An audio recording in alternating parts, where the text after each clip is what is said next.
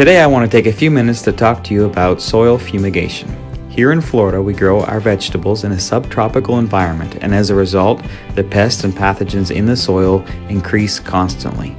To control them, we fumigate the soil, and today I want to take a few minutes to talk to you about how we do this. The first step in fumigation is preparing your soil.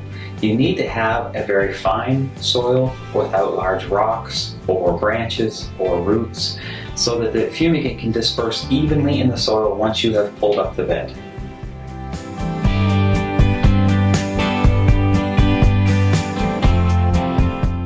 The second step is to use an implement to form a peak-shaped bed. For vegetables, we typically use beds that are 5 to 6 feet apart. Strawberries tend to be 4 feet apart. This distance between the beds depends upon the equipment that you use and how far apart you need them for the crop, but also for the implements you need to come in later for disease and pest control. The next step is to inject the fumigant into the soil and to press that bed into shape. You can see this implement has 3 backward swept shanks. The fumigant moves down and is injected into the base of the bed. That fumigant is put into the bed as a liquid, but it then, over time, becomes a gas, which moves through the soil, the air spaces that are in that soil, to help control fungi, bacteria, weed seeds, tubers for nutsedge species, nematodes, and other types of pests that may occur in the bed. Generally speaking, a lot of the fumigants that we use do not control broadleaf weeds and grasses very well. To deal with that, growers typically will spray a herbicide on the top of the bed.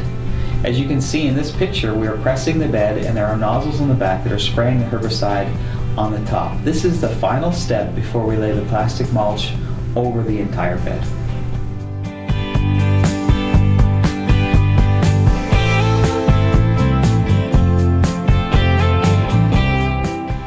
The last step in the process is stretching plastic over those beds. It's really important that the plastic is tight so that it does not damage the transplants when it blows in the wind.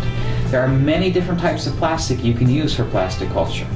We used to use a low density polyethylene, but we've since improved to a VIF film, which is a type of film which holds the fumigant in the bed longer, and more recently to a TIF, which is a type of plastic mulch that it holds the fumigant in longer because it's even less permeable, and it helps improve pest control and it helps reduce weed populations. So today I've tried to summarize the fumigation process that we use to control pests and pathogens in our soil. I hope you have found this useful.